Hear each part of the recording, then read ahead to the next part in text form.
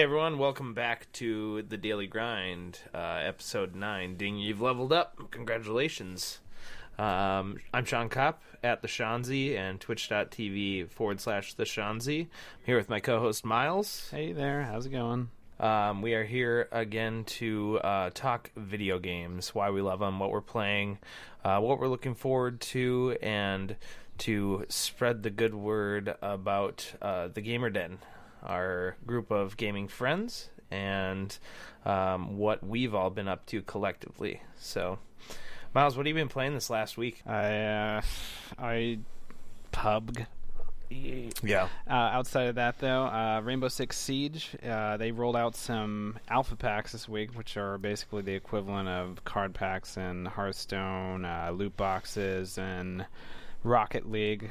This game, it's just cosmetic items for now, so there's nothing that's going to improve, your gameplay like it might in Hearthstone, but it's good. I have a lot of the items, though. I thought they were rolling out a lot of new items, and there's just some legendaries, and outside of that, just the regular stuff you can get without having to spend renown or the Rainbow Six currency, which I can't remember what it is now. It was like R points or something like that. But yeah, I mean, what do you think of these skins? Like, they are purely cosmetic. There doesn't seem to be much element. Like, you're getting one per. It's not a thing that's going to keep a player playing the game, I feel like. It's definitely not. I popped in and I was kind of eager to see just, how it felt and what the process was. Yeah, so basically you log in, they give you a free one off the bat just to kind of sink the hook in there. It's like it looks like an MRE almost, and you take a little pair of scissors and cut across it with your mouse, and then one thing comes out of it. And like I said, it's not necessarily a whole suite of new items that they've rolled out. It's the existing items in the store, and then there are some legendaries that are unique to the packs, I believe. Yeah. I suppose it's another way to keep people a little bit excited and invested in playing their next game, because as you win games, your chance of winning a card or alpha pack increases each time. I guess it's kind of like a little benefit to just playing the game and getting that renown and ranking up. It's a little cherry on top. It's similar in some ways to the PUBG situation where you get a little bit of RP or whatever it is. I think they call it BP in that game, for every every game you play, and more if you make it to top 10 and if you get more kills. And it's a little something to keep you going, I guess. It's nowhere near as robust as something like Hearthstone, since you made the comparison where you're getting 5 potential game-changing cards for your collection, and to allow you to modify your decks. And it does feel like a little bit of just frosting on an already delicious cake. Yeah, I was eager to buy maybe $30-$40 worth of them and just go ham and see what I got, but that's not an option, which I think is kind of interesting. You can't actually buy them outright. It's only you're only able to buy them with renown, which is basically the equivalent of IP, for example, in League of Legends, where you gain it passively as you play and stuff, and you can't just buy it. So your odds of you can't. But it does need to be mentioned, though, that any of these gun skins and figure skins, operator skins, I guess, you can purchase those and get exactly what you want for straight cash. You're just losing the random element, but for, suckers like you and me, I guess maybe I'm past the point of buying some of those, but I could definitely see you throwing a little bit of change their way just to roll the slot machine. Yeah, it's real bad. I remember we talked about this in our last, outing and daily grind, how any game that has loot packs of any kind are probably going to get something out of me. I enjoy it too much. Well, then let me ask you this. I mean, I've been kind of looking. I have a nice phone. I have the Galaxy S8. I was looking into some more mobile games, and all of them nowadays are free to play, and they're just riddled with ads and asking you to purchase some sort of in-game currency for some sort of, it could be a roulette type situation where they're spinning the wheel, or it could, for example, Fire Emblem Heroes, or it could be something like, and same for Star Wars. I think all of their games are free to play. And have you been playing any mobile games outside of Hearthstone at all? The last mobile game I really put any substantial amount of time into was Fallout Shelter, and that was a year ago, at least year and a half now. Mm-hmm. So that's there was sort of a random card pack element to that, right? Yeah, well, they were called lunch boxes in that one, but you could get guns for your followers to equip, some armor, or I think you could unlock followers themselves through that, like kind of special ones with good stats and everything like that. That's what I understood to be the case. I never played any Fallout Shelter, but I gotta say that the mobile atmosphere now is really just tainted with all this crap. Kind of gross. It is really gross. It feels really bad. I picked up the Jeopardy app on my phone because I like doing trivia. I like Jeopardy. I like playing those kind of games, and it is just obnoxious what they do. Like you can watch ads to get the in-game currency, to farm it up. There's this whole ecosystem in there that's very complicated, unnecessarily complicated. And it's just like, I just want to do some trivia. I'll pay $10 to have Jeopardy on my phone and have repeatable sessions, on it. But I don't want to go through the process of understanding each individual mobile app's ecosystem, I would imagine, like, after the popularity of things like Candy Crush and the Simpsons game and things like that a lot of mobile players are now expectant of this kind of transaction and ecosystem within the app, and all it is a switcheroo from one label to another. It's like RP, IP, BP in the video games that we play, and they just see it as, okay, this is the currency that relates to this, and they're probably more accustomed. But I found it in my latest jaunt just into Jeopardy very jarring, and it really turned me off.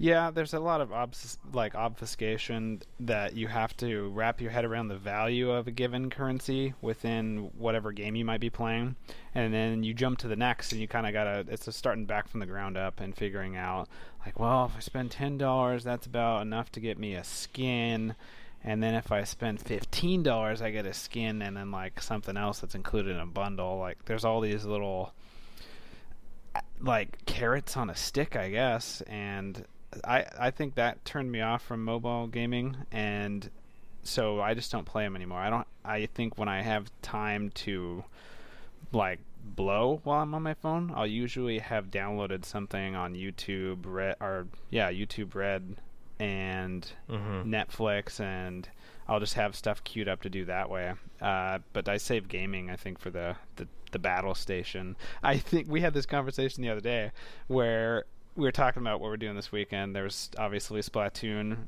2 releasing and Fortnite, and I said I was bummed I wasn't going to get to play because I had plans for the weekend, and you said you do know the Switch is like a mobile platform, and I said, oh, right. And we just talked about this last episode. I've only ever really played it docked, so and I didn't know if I didn't know if you were being cheeky in our online conversation, because I was like, because I was being a little cheeky. I thought there were, extenuating circumstances where you couldn't bring, your Switch with you. And I'm like, does he not, he could connect to probably a basic Wi-Fi and just tinker around a little bit, And it's so. Are you you're going to be out of town this weekend? Yep. Are you bringing your Switch? No, I'm not going to. I think I game enough as is, so I kind of want to reserve the gaming for when I'm here at my apartment and do other things like photography. When you can really focus on them. Yeah. Right?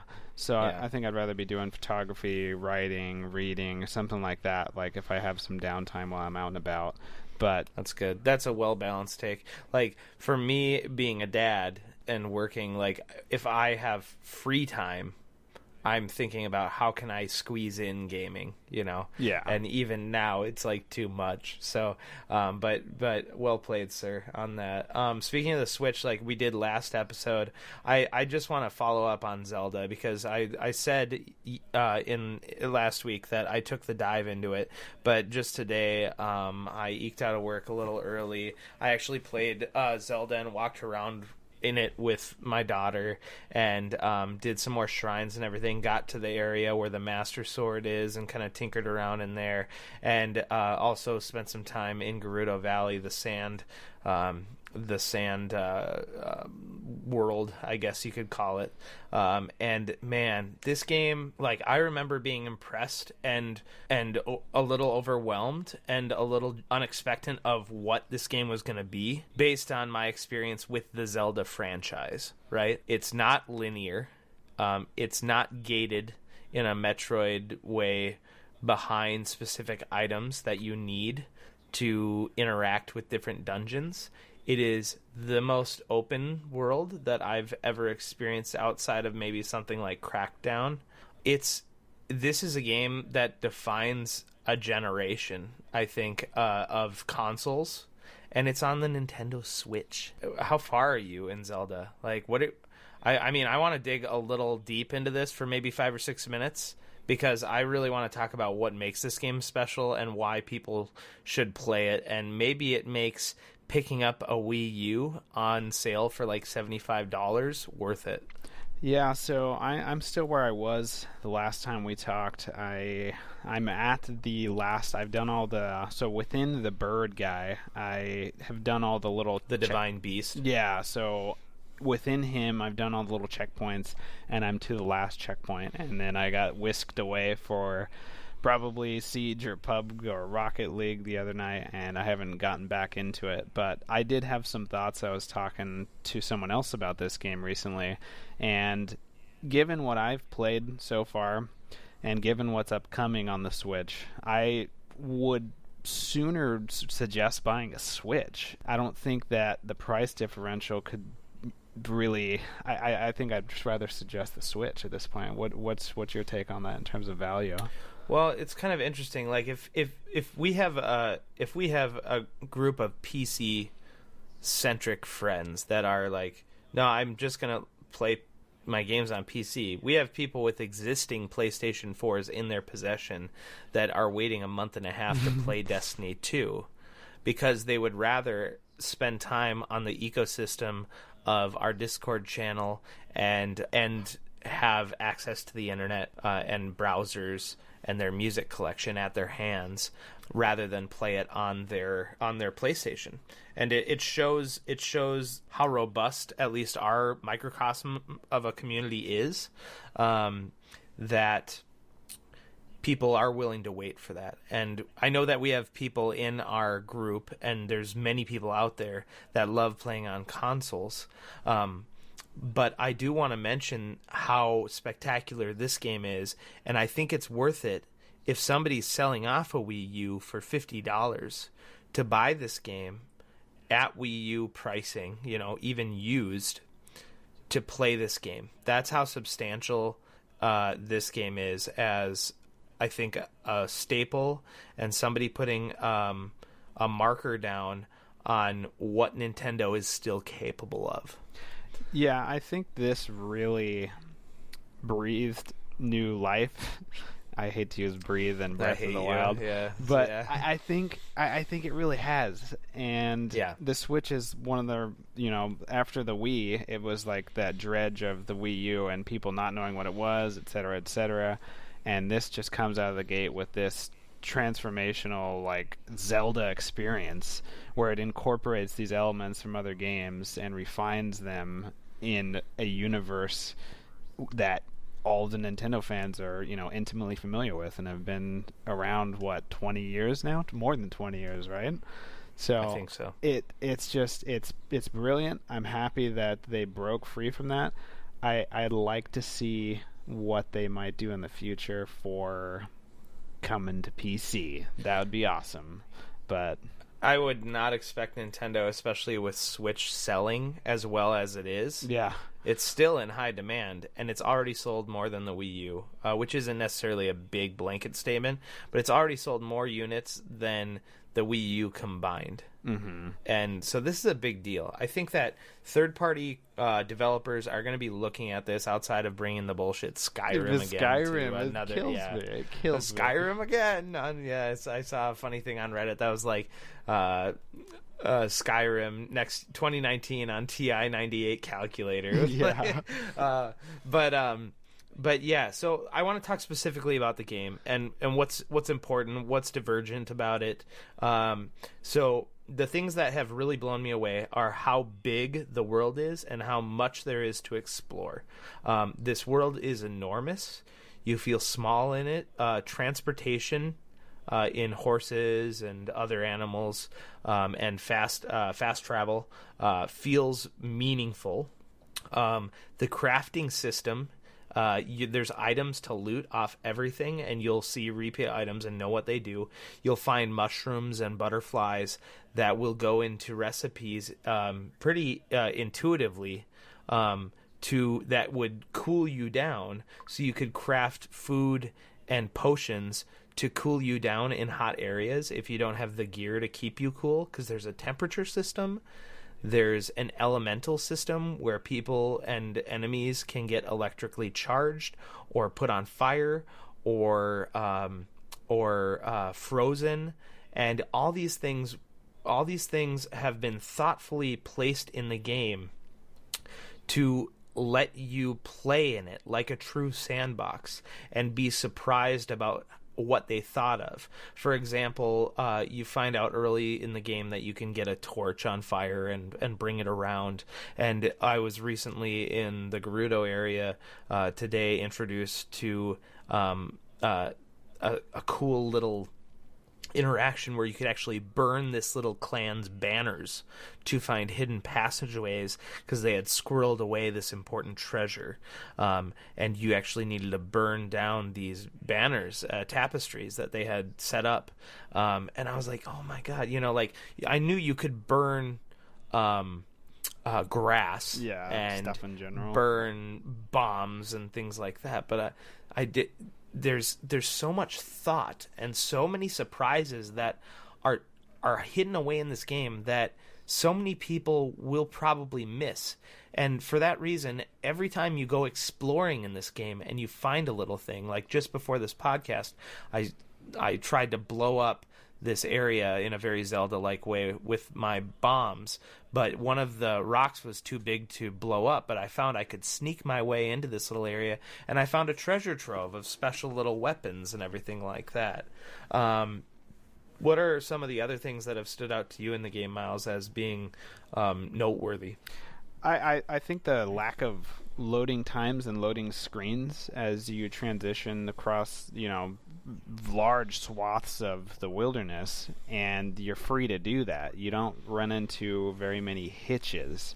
It's not like you reach a certain spot and it's pauses and says loading. It's just always kind of doing that behind the scenes. So you can see a lot. The draw distance is fairly good. Incredible. I mean, you're not going to see a PUBG car down the way, but you will be able to see special shrines and places of note. Mm-hmm. You'll see a giant metallic beast wandering around in the distance. Yeah, I think it prioritizes the draw distance very well. So I think I was just the lack of the HUD too, for the most part. It's not super in your face, and you're able to just. I think that's been the case with other Zelda games, but you had the C button overlay in a corner of your screen, and the A and B, and what was equipped to those, and stuff like that. But this is pretty wide open. You see your health bar, I think, at the upper left, and then you have your stamina that pops up contextually as you expend energy running or gliding or climbing. So I think I love the simplicity of it, and the other thing is the combat. I'm torn on this. I'm not crazy about the weapon durability thing. At least the fact that you can't. Yeah, I'm glad you brought this up. Yeah, so I think that's my biggest sticking point with the game, is that the weapon durability. I like the system from Fallout 3. That's probably one of my favorites. If you're going to have anything to do with durability, you should also be able to repair. Right, with like items. So the problem I find is you're going to... I was strapped for weapons for a long time, and then I started sort of, I guess, stockpiling them and building out my inventory, unlocking slots with Korok seeds and stuff.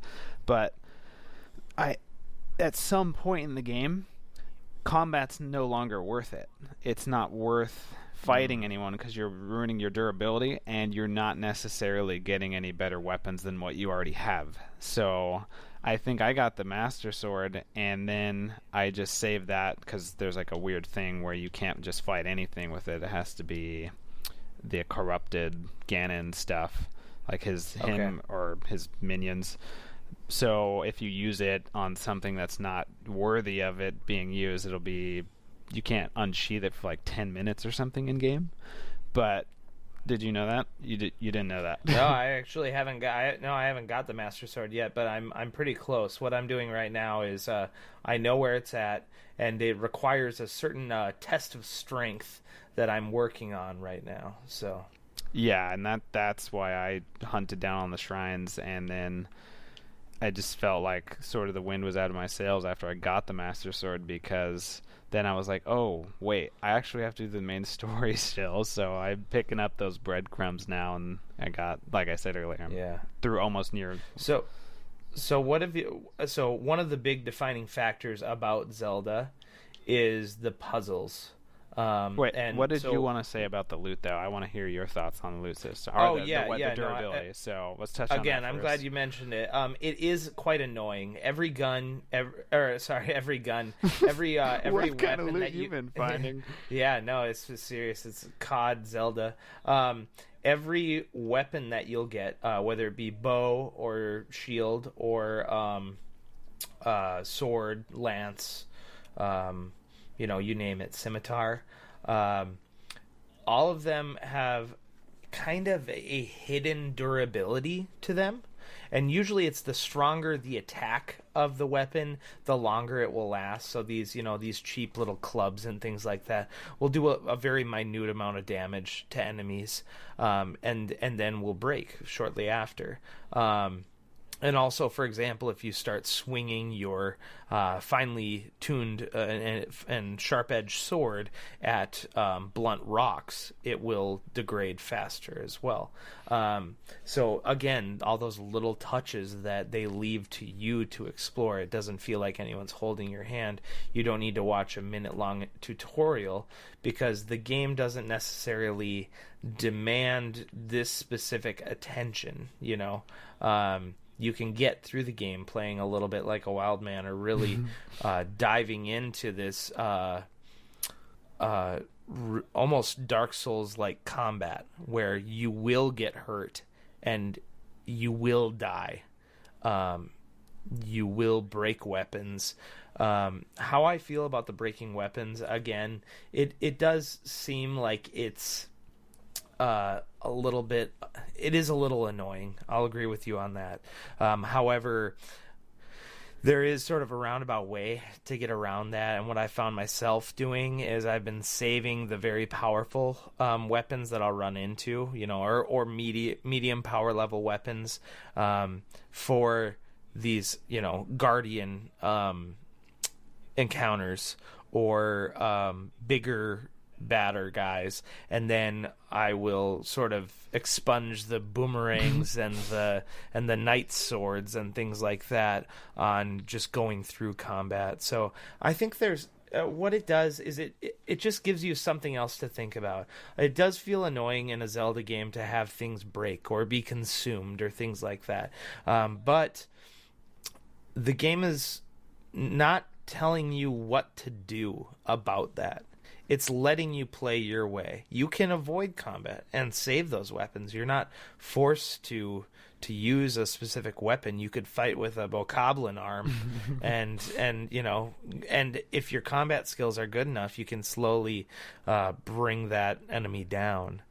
But again, I'm kind of in agreement. It's annoying, but it's not the end of the world.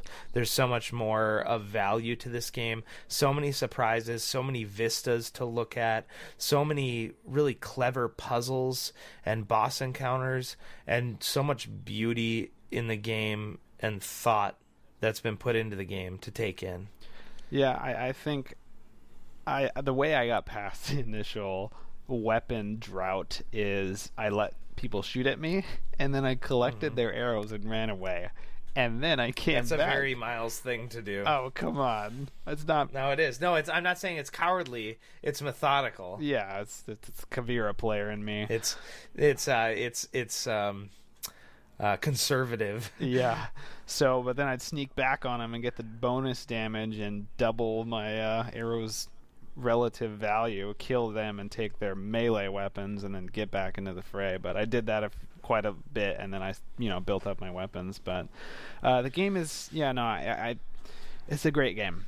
I really enjoy just being in the game, I guess. Yes, it's kind of reminds me of Journey, that game I really enjoyed from quite a few years ago. Now is back on the PlayStation 3, where just the environment alone is just pleasant to be in, kind of like Abzu. And there's not many games like that nowadays that you kind of want to spend time. I, as a competitive person, am drawn to these hardcore competitive games, but this is one of those games that you wanna exist in.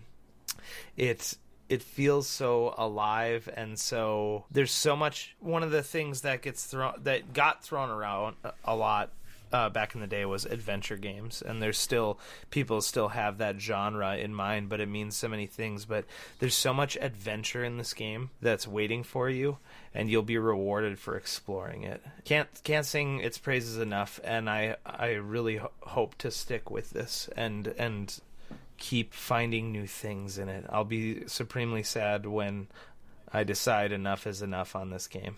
Maybe come back again for some of the DLC. Yeah, I find it has the same sort of feel for me as the Elder Scrolls games, where I get so engrossed in the peripheral things, like getting all the shrines to get the Master Sword. You could say, the Master Sword is obviously one of the defining elements of Link, but I don't believe you have to have it to beat the game. I think someone beat it I don't think so at all. Naked or with 3 hearts or something like that. But so I just got caught up with that, and then after I had that, then I just lost a little bit of interest in the game, especially when stuff like Siege and Pub come around. But I am vowing to beat that.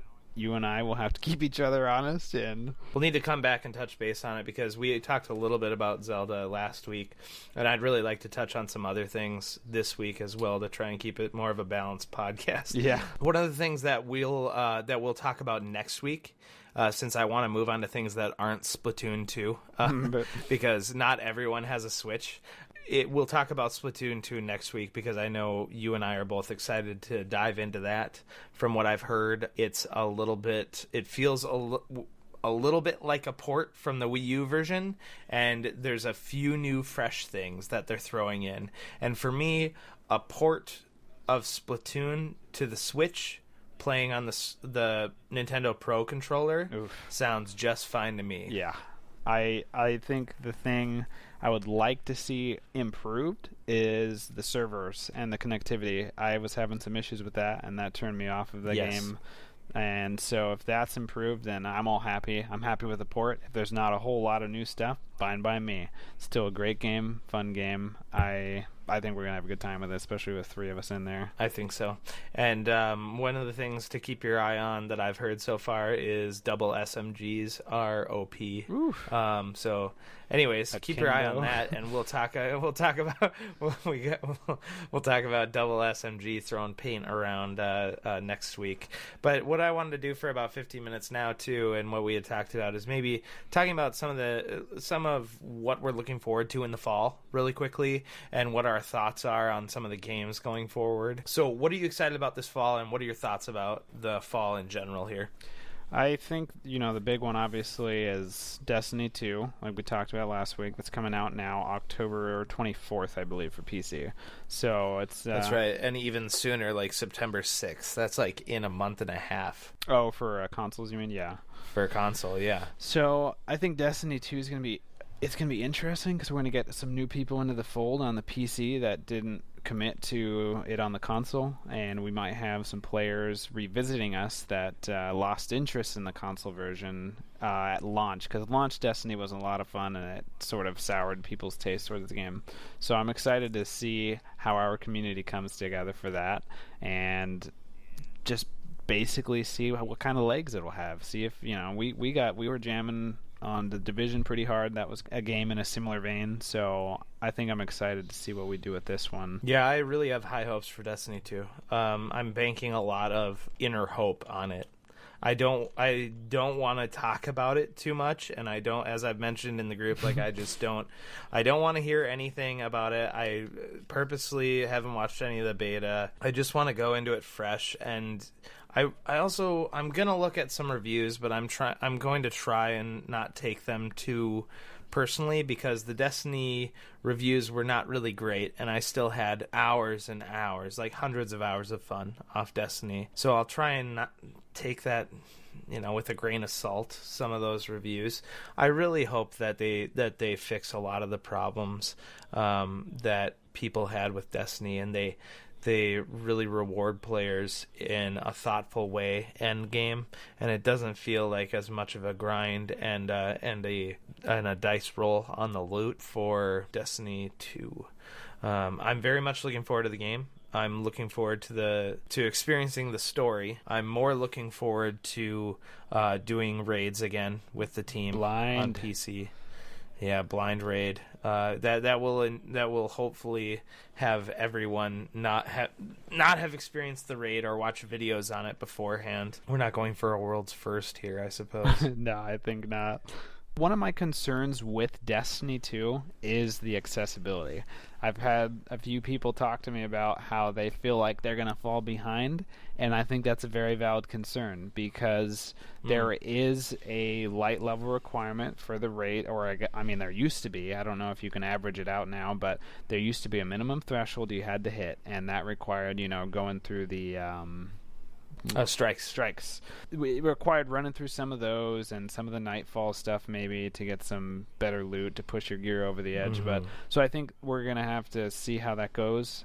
We might need to be carried through some of the smaller stuff to break that threshold to get enough of us ready for the raid. So we'll see how it goes. But I'm hoping there's some systems baked in to where the players who dedicate a lot of, front load their time in the game, staying up all night on launch night or whatever, I hope that those people who aren't able to commit as much time could still experience those raids for the first time and have that excitement. So we'll see, I guess. And that was kind of the general mentality in our group, was to, we wanted to make sure everybody could come on the raids, and, we were helping people get their light level up. So yeah, I'm hopeful again for our group that we see kind of a collaboration to get people leveled up and to really have this shared experience, because I want to experience the raid with several people, and I'd like to get it to the point where we can get it to be, this weekly thing where, all right, we're doing a raid tonight, but then tomorrow we're going to switch up, like, who's playing with who and what learning curve is for some of these new guys. But yeah, overall, very excited. I imagine I'm still gonna play it very regularly in that time block of the fall. There doesn't seem to be much competing for my attention, and Destiny 2 will have a big enough following. Let's talk about a game that's coming up very soon that could possibly take up some of our time up until the fall, which is Fortnite. That'll be releasing in 5 days? Less than that. Well, if you pre-ordered. So be able to get in on that on Friday. Oh, is that right? Yeah. Okay. So you and I both pre-ordered that, as well as a few other Gamer Den folk. Let's talk about what the game is real quick. It seems to be a sort of loot game with a Minecraft Rust element of building built in as you deal with waves of zombies coming in at the night time. And during the daytime, you can go out and take excursions to go find more material, find more loot, find new characters, things like that. I do understand that there will be card packs, so we know Miles is going to be really happy with that. And the packs will give you new characters. There seems to be a fair amount of characters with girl, guy, whatever you want. I really want a big kind of orc-like figure but I'm probably not getting that. You might be confused with a zombie who might shoot you. Yeah. Somebody I gets did scared. the other night. Yeah. Got domed by Miles. Hey man, he ran in front of my firing line. All right, we're past it. We're not talking about it. We're past it. Yeah. No, it's water under the bridge. Blood under the bridge. Water's boiling right now. All right, we need to continue on. So, but Fortnite, yeah, what are you excited about with Fortnite, Miles? I think it's going to play like some combination of Minecraft mixed with a game called Dungeon Defenders. I don't know how many people are familiar with that, but basically in Dungeon Defenders, there were a couple different classes, and you would set up shop making some defensive barricades, arrow harpoon shooting launchers and like cannons and stuff, I guess. And then at some point after the build phase, a bunch of orcs and sometimes dragons and big ogres would come and try and like kill the crystal. So you had to kill all the things. It was like a wave-based tower defense, but you control a character kind of in a third-person fashion. So there was a second one that just released a couple weeks ago, but it's kind of got that pay-to-play vibe, free-to-play, I should say, vibe, and right. There's no local co-op anymore, so that kind of lost interest for me, because that's how I played Dungeon Defenders, the first one. And the other thing is, Borderlands does not have local co-op on PC. I don't know if that was from launch or if that got patched over, but I tried to do that recently with Rachel, and that functionality is no longer supported. There's a couple workarounds, but anyways, Fortnite, I think it's going to be, it's going to just kind of come and play like a tower defense, and you get some loot along the way. So I'm interested. I heard about this game several years ago. I mean, it's probably 2014 maybe at this point even. No, I mean, it was like 3 years ago that we saw the trailer for it, and we were like, damn, that looks cool. Like, we talked about it after the E3 presentation, but there seems like to be so much cool interactions and collaborative efforts when it comes to building something and giving recommendations on how we can survive and eliminate the most zombies.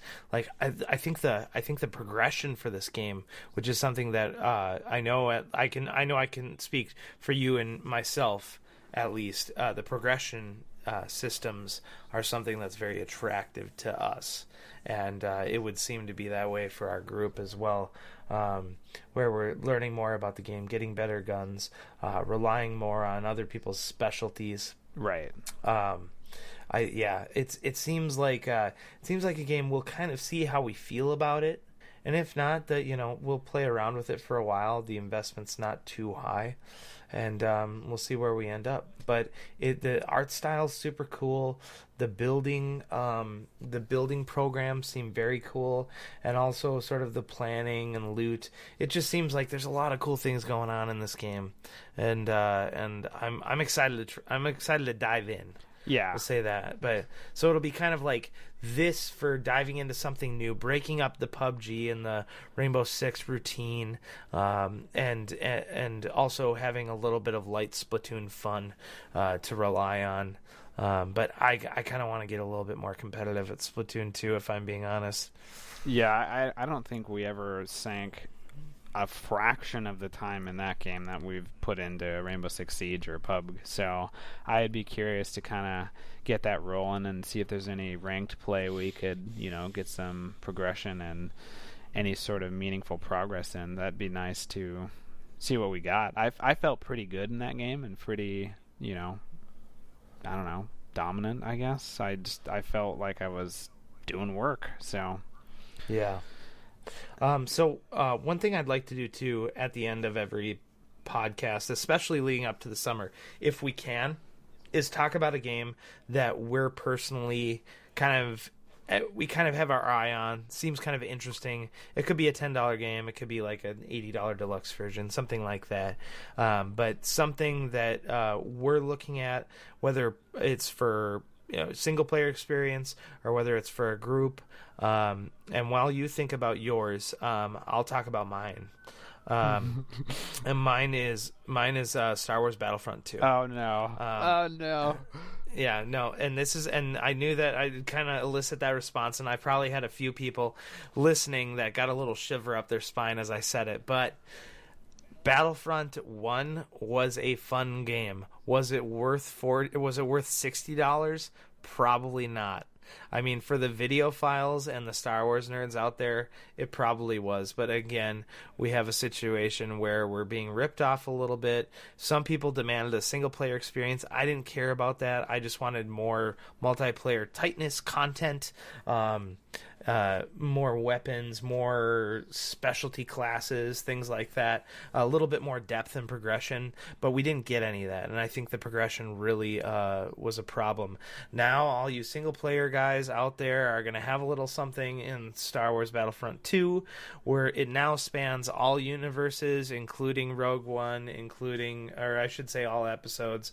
I'm pretty sure that Rogue One is represented. We definitely have The Force Awakens represented, and Miles is going to be super happy that he can see the prequel characters in there. I'm very excited for Darth Maul specifically, and so the game looks absolutely effing beautiful.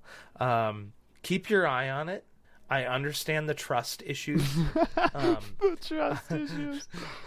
I understand the hesitation.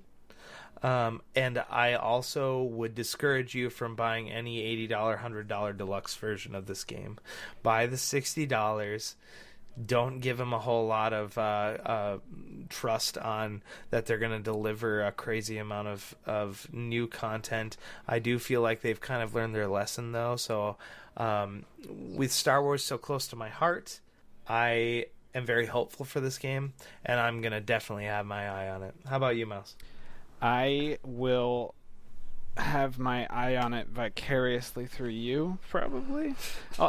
Most likely. I'll see what the buy-in is for this game and see if this iteration is going to have a little bit longer legs.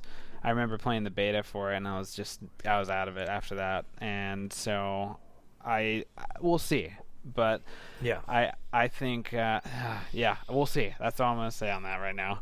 Yep, absolutely. So games, we've got time. Yeah, so games for me that I'd probably say I'm looking forward to, but won't be buying at launch necessarily. The new Assassin's Creed Origins, I believe, is coming out here in October. And then it looks real good. Yeah, so I haven't played one since the pirate one, and I didn't finish because of a game-breaking glitch. So I want to get back into it, though. I enjoy the, I guess, just the locomotion. I guess just the physical character moving in those games feels good. And finding all the little stuff is kind of fun in those for whatever reason. Stories, whatever. Egypt as a setting seems pretty intriguing to me. So, yeah, with a lot of creative liberties. Plopped in there. Yeah, that's always the case. Yeah, of course. So I'll say that one won't be buying that at launch most likely, and then the other one would be South Park: The Fractured Butthole. Wait, I'm sorry. That's The Fractured Butthole. I wouldn't be surprised. That's going to be a Game of the Year edition. Yeah, so I played through The Stick of Truth, I think probably earlier in the spring of this year. And I haven't finished it. I really want to. Really? You liked it, didn't you? You liked it. Yeah, so I don't really like those turn-based combat games, but I think just the fun of being in universe of South Park was fun. I didn't do a whole lot of side quests or stuff like that. I just kind of progressed through the story, and that was rewarding enough. Just hearing Cartman berate you and call you douchebag, I think was your name in game. Yeah. Even if you should pick your name, he still calls you douchebag. So yeah, you're the new kid, but you're douchebag to him. Yeah. So no, those are the games that I think are on my single player, horizon. But $60, I'll probably wait for maybe like a 25% off, 50% off. But yeah, there's a few games coming here that we're already looking at, and we're gonna get. There's gonna be very little that's gonna divert our attention from what's already on the plate. Yeah. And so I think a new game will come out. We'll see it pop up on Twitch. We'll see it pop up on Steam sales, and then we'll be like, well, I have a raid tonight. My hands are tied, man. Yeah, exactly. So, yeah, again, what I kind of want to do this for is to kind of like guide our gaming enthusiast friends into what they might want to have their eye on, what our thoughts on it might be, because we don't get a lot of chances to talk about some of these outside games and what our thoughts are. So, yeah. Anything else you want to add? We're nearly at an hour. Yeah. I think I might get into Forza 7, but outside of that, there's this cool little game I saw called, I don't even remember the name of it. There was a cute little fox, and it was one of those isometric perspective games. Oh, it was Lucky's Tale. Yeah, so that's one I've kind of interested about, and then there's this other one called My Next Door Neighbor, I think. It's kind of like a stealthy game where you got to figure out what your neighbor's up to. I don't like reading too much about games. I just see little snippets and I'm intrigued, and then I'm going to wait for reviews. I'm not going to delve too much into them otherwise, but those are the two smaller scale games. Wolf Amongst Us is cleared for another season. That's coming out next year, 2018. And seems like it's going to be a good move for it. There's enough material in the comics, and they did a good job with the first. Did you beat that one? No. Shaun, so good. Season 3. I really like that take in that universe on fantasy stories.